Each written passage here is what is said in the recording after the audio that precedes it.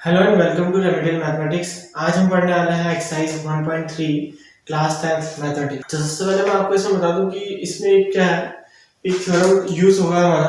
कि वो थ्योरम क्या है, जैसे मैंने कहा कि आपका एक नंबर है, उसका स्क्वायर, एक नंबर है a और उसका स्क्वायर इज डिविजिबल बाय, अगर a होगा तो ये हमेशा इंप्लाइज करेगा कि a इज also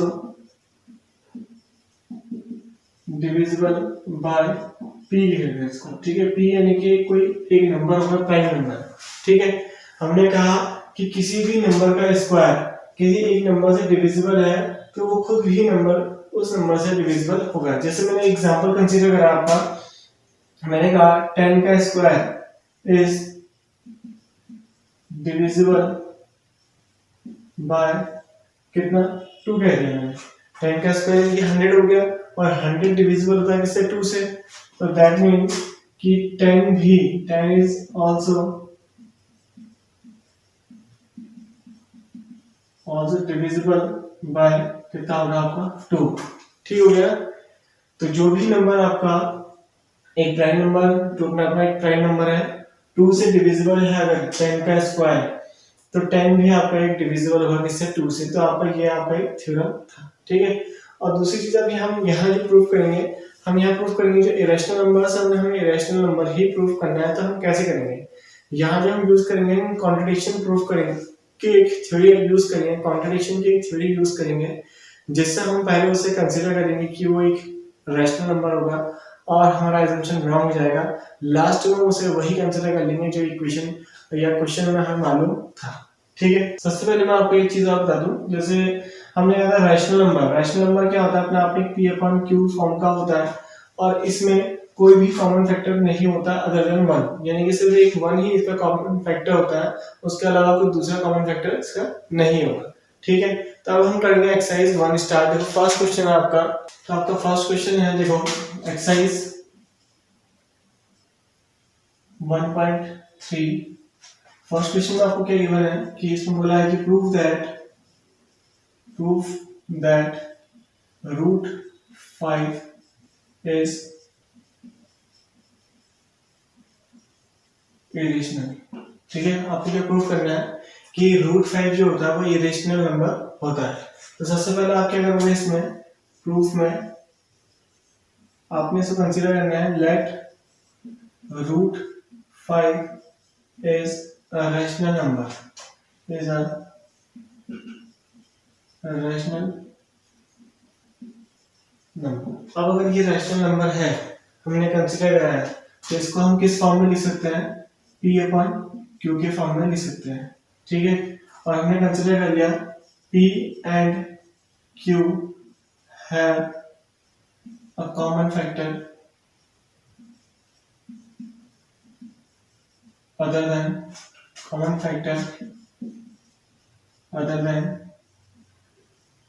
कितना, 1। तो देन या हमने कह दिया कि p and q have a common factor other than 1 and p and q are co-prime number. ठीक है, यहाँ क्या कहा मैंने कहा कि p and q have a common factor other than 1, यानी कि इसमें सिर्फ एक कॉमन फैक्टर क्या आना चाहिए, 1 आना चाहिए। और जो p and q क्या हो जाएंगे, आपके कोप्राइम नंबर रहेंगे। कोप्राइम क्या होते हैं, जिनमें सिर्फ एक ही नंबर कॉमन आता है, वो होता है सिर्फ 1, कोई दूसरे फैक्टर से कॉमन नहीं आता है। अब हमने कहा कि इसको क्या लिख सकते हैं, फिर हम इसको हम लिख सकते हैं p इज इक्वल टू कितना, q इंटू रूट 5। प्रॉब्लम कर रहा है रूट स्क्वायर वो साइड करते हैं, तो पी स्क्वायर इक्वल टू कितना हो जाएगा आपका, क्यू स्क्वायर, और ये कितना आ जाएगा आपका 5 हो जाएगा। तो पी स्क्वायर इक्वल टू कितना, 5q स्क्वायर। इसे इक्वेशन नंबर 1 कंसीडर कर लेते हैं। अब देखो इसमें क्या है, 5q स्क्वायर आ रहा है, मींस ये 5 का मल्टीपल हो गया आपका। तो मैं कह सकता हूं कि 5q square is divisible by किससे होगा, 5 से होगा। अब अगर ये डिविजिबल है तो इसके इक्वल पी स्क्वायर है, तो पी स्क्वायर भी डिविजिबल होगा, P square is divisible by कितना, 5। अब ये इंप्लाइज करेगा कि थ्योरम पढ़ा पीछे कि किसी भी नंबर का स्क्वायर अगर किसी नंबर से डिविजिबल है, 5 से डिविजिबल है, तो वो नंबर खुद भी क्या होगा, is also divisible, also divisible, also divisible by कितना होगा आपका 5 हो जाएगा। ठीक हो गया। तो क्या कहा मैंने, p is also divisible by 5, it means p 5 से डिविजिबल है। अगर p 5 से डिविजिबल है, p 5 से डिविजिबल है तो क्या आएगा, हमें कंसीडर कर लिया c आएगा। p को 5 से डिवाइड करते हैं तो क्या आएगा आपका c आएगा। तो हम क्या कर सकते हैं, इसको हमने कह दिया लेट p इक्वल टू कितना 5c टाइप का इसको हमने कंसीडर कर लिया। ठीक है। अब इसके बाद देखो क्या करोगे,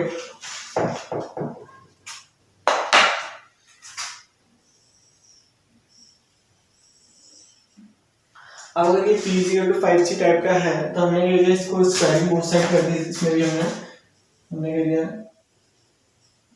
स्क्वायरिंग बोथ साइड,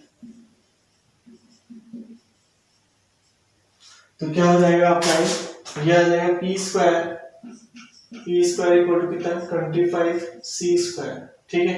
अब हमने कहा बाय यूजिंग इक्वेशन 1 इसकी वैल्यू यहाँ पुट कर देते हैं, तो कितना आ जाएगा आपका, हमने कह दिया बाय यूजिंग इक्वेशन 1, तो ये हो जाएगा p स्क्वायर के प्लेस पर आ जाएगा आपका 5q square equal to 25c square, 5 से कैंसिल हो गया आपका 5 आ जाएगा, तो ये हो जाएगा आपका q स्क्वायर इक्वल टू कितना 5c स्क्वायर।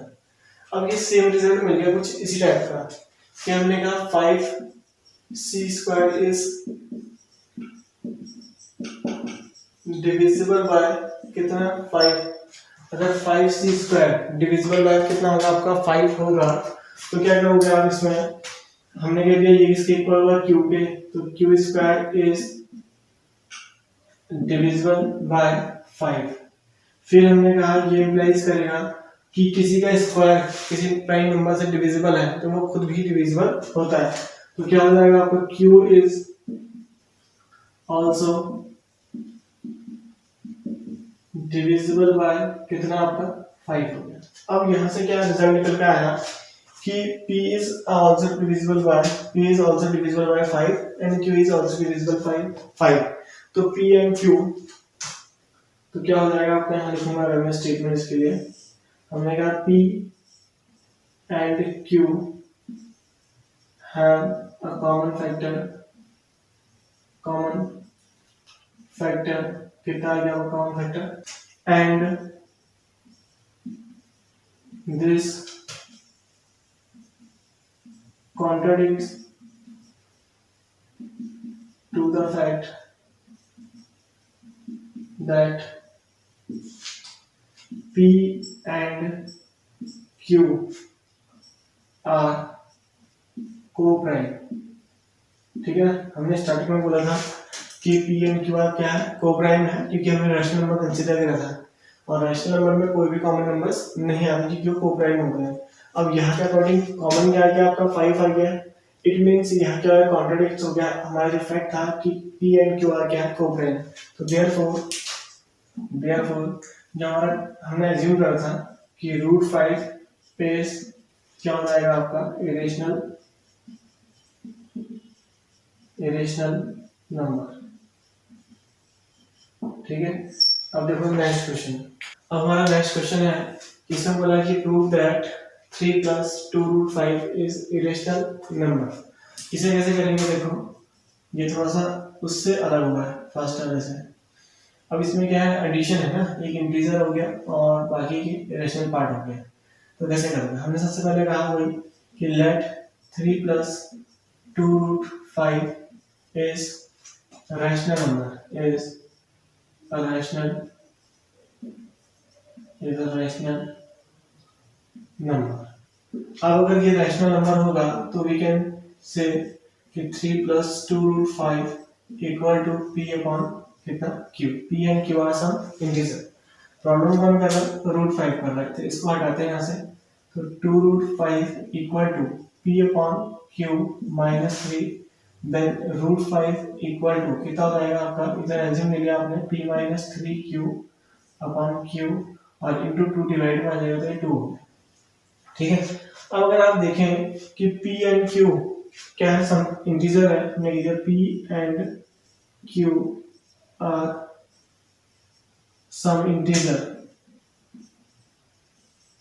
ठीक है, p and q are some integer, therefore हम क्या बोल सकते हैं कि देखो ये भी रैशनल था अपने आप में, या मैं बोल सकता हूँ ये इंटीजर है, ये भी इंटीजर है, इन दोनों का सॉल्यूशन क्या आएगा अपने आप में, इंटीजर ही आएगा। क्या आएगा, एक इंटीजर ही आएगा। और 2q ये भी अपने आप में क्या है, इंटीजर नंबर होगा। तो इंटीजर अपॉन इंटीजर क्या होता है, हमने कह दिया 3/2, 5/2, ये सारे के सारे क्या आएंगे, रैशनल आएंगे। और एवरी इंटीजर नंबर भी क्या होता है, एक रैशनल होता है। तो इसका सॉल्यूशन इंटीजर आ जाए पूरा, या फ्रैक्शन में आए, ये रहने वाला क्या है, पूरा पूरा रैशनल ही रहने वाला है हमेशा। तो इसलिए मैं बोल सकता हूँ कि दिस इंप्लाइज दैट कि p minus 3q अपॉन कितना 2q, p and q is a rational number. अब अगर ये रैशनल नंबर हो गया तो ये किसके इक्वल है, √5 के। तो √5 भी आपका क्या होगा, √5 is a rational number. But we know that क्या, कि √5 क्या होता है अपने आप में, √5 is a rational number, irrational number. क्या, √5 इज इरेशनल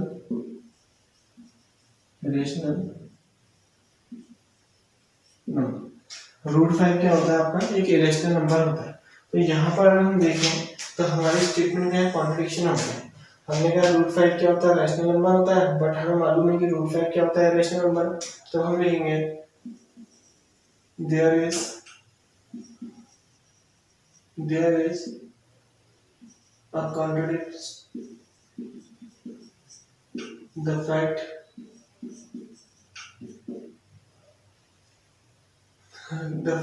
√5 is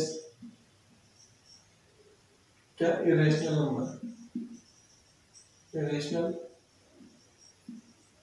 नंबर, ठीक है। देयरफॉर हम क्या कहेंगे कि आपका 3 +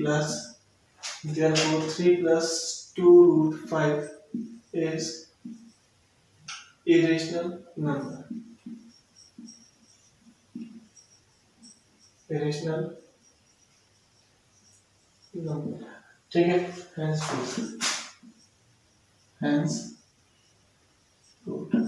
अब देखो नेक्स्ट वाला, नेक्स्ट क्वेश्चन है आपका क्वेश्चन नंबर 3।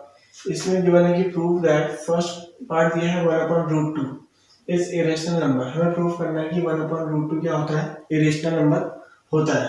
तो कैसे प्रूव करोगे, देखो इसको भी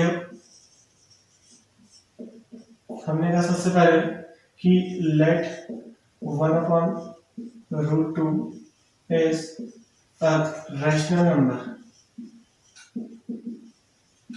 रैशनल नंबर। अगर ये रैशनल नंबर है तो we can say that 1/√2 equal to कितना, p/q। ये अपने आप में क्या होगा, p/q के फॉर्म का होगा। And q does not equal to कितना लिखते हैं, 0। कभी भी डिनोमिनेटर आपका 0 नहीं होना चाहिए, ठीक है ना।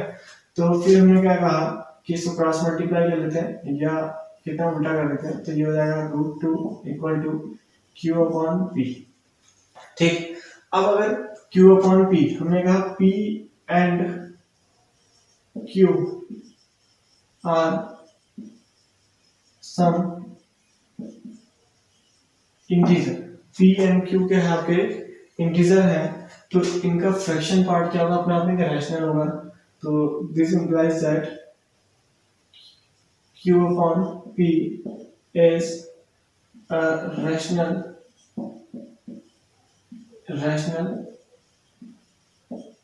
नंबर, ठीक है। अब अगर ये रैशनल हो गया तो ये किसके इक्वल है, √2 के।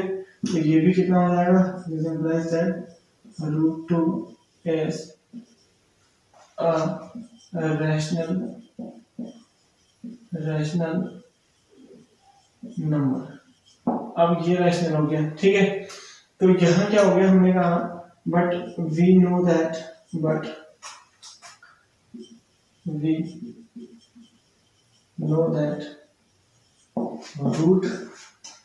√2 is irrational irrational number. But हमें मालूम है कि रूट टू क्या होता है, आपका इरेशनल नंबर होता है। तो यहाँ क्या हो गया, स्टेटमेंट फिर उल्टा हो गया कि रूट टू का अभी हमने प्रूव करा रैशनल, बट रूट टू होता है क्या, रैशनल। तो यहाँ क्या हो गया, हमने क्या किया, देयर इज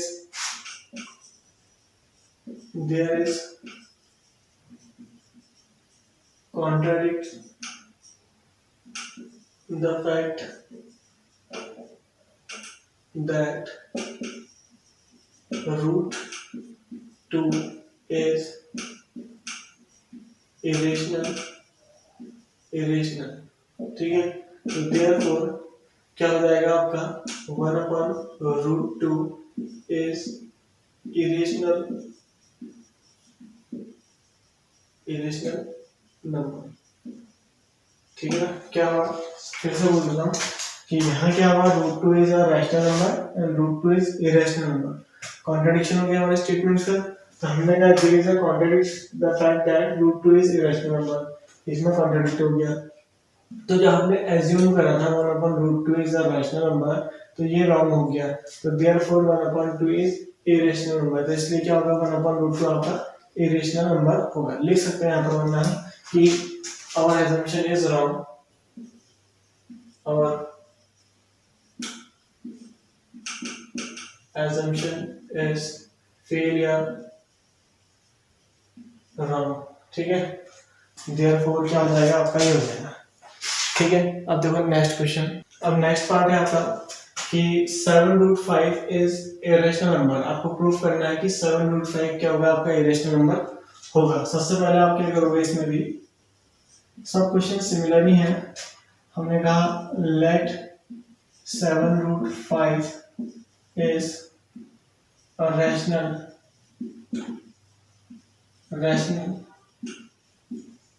नंबर, ठीक है। इसको हमने कंसीडर किया रैशनल। अब अगर ये रैशनल है तो इस रैशनल नंबर को मैं P/Q के फॉर्म में लिख सकता हूँ, ठीक हो गया। अब प्रॉब्लम कौन कर रहा है, 7, तो 7 को इधर ले आओ तो कितना हो जाएगा, √5 इक्वल टू P/7Q। फिर हमें मालूम है कि P and Q are some integer, तो हमने क्या दिया, P and Q are some integer, P and Q are some integer, so this implies that P/7Q is a rational number, simple सी बात है ना। P इंटीजर है, Q इंटीजर है, 7 इंटीजर है, तो समथिंग इंटीजर अपॉन इंटीजर कितना हो जाएगा आपका, रैशनल हो जाएगा। तो ये रैशनल हो गया, तो दिस इंप्लाइज दैट रैशनल बोलोगे पूरा इंटीजर, और एवरी इंटीजर भी रैशनल होता है। तो कुछ भी आए, इंटीजर आ जाए या रैशनल, होना रैशनल ही है। अब ये इस इक्वल √5 के, this implies that √5 is also a rational number, but we know that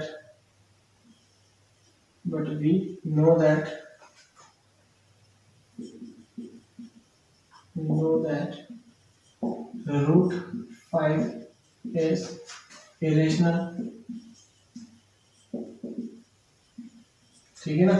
हमें मालूम है कि √5 क्या होता है, इरेशनल, बट यहाँ से कितना आया, √5 रैशनल। तो यहाँ फिर से वही सेम चीज हो गई। ये क्या हो गया हमारा कि हमने क्या दिया, देयर इज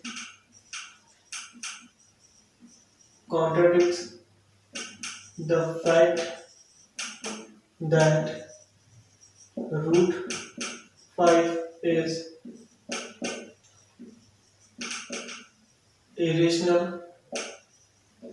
number, ठीक है। कॉन्ट्रडिक्शन हो गया यहाँ पर, कॉन्ट्रडिक्ट हुआ, कॉन्ट्रडिक्ट्स, ठीक है, the fact that √5 is irrational number. तो देयरफॉर 7√5 is irrational number, ठीक हो गया। तो अब देखो नेक्स्ट क्वेश्चन, आप नेक्स्ट है आपका इसका थर्ड पार्ट। इसमें भी आपको प्रूफ करना है कि 6 + √2 इज इरेशनल नंबर। तो प्रोसीजर आपका सेम रहेगा।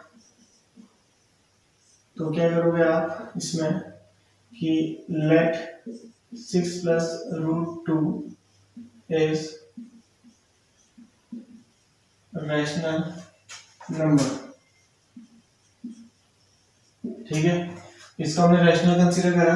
अब अगर ये रैशनल है तो 6 प्लस रूट 2 इक्वल टू ये पी अपॉन क्यू के फॉर्म का होना चाहिए। ठीक हो गया, होना चाहिए या होगा।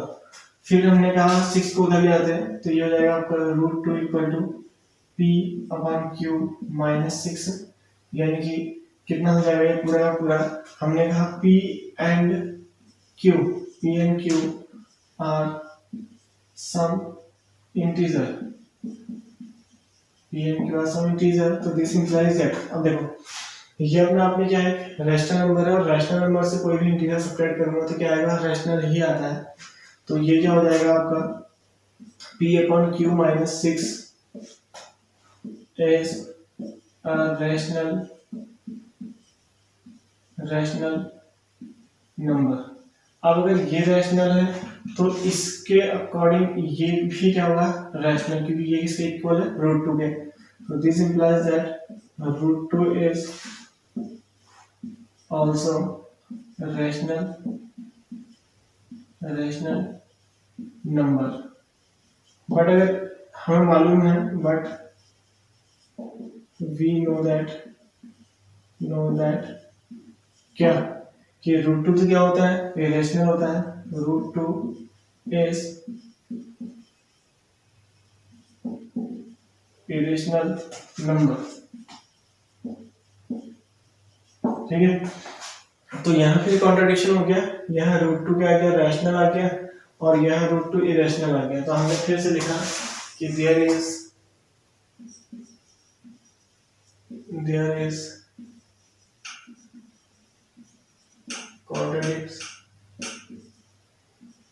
contradicts the fact that root 2 is irrational number। ठीक है, रूट 2 क्या हो गया आपका, कॉन्ट्रडिक्शन हो गया यहाँ पर कि वो क्या है, इरेशनल नंबर। तो देयरफॉर क्या हो जाएगा आपका 6 प्लस जो हमने एज्यूम करा था पहले वो सम हो गया। तो क्या हो जाएगा 6 plus root 2 is irrational hence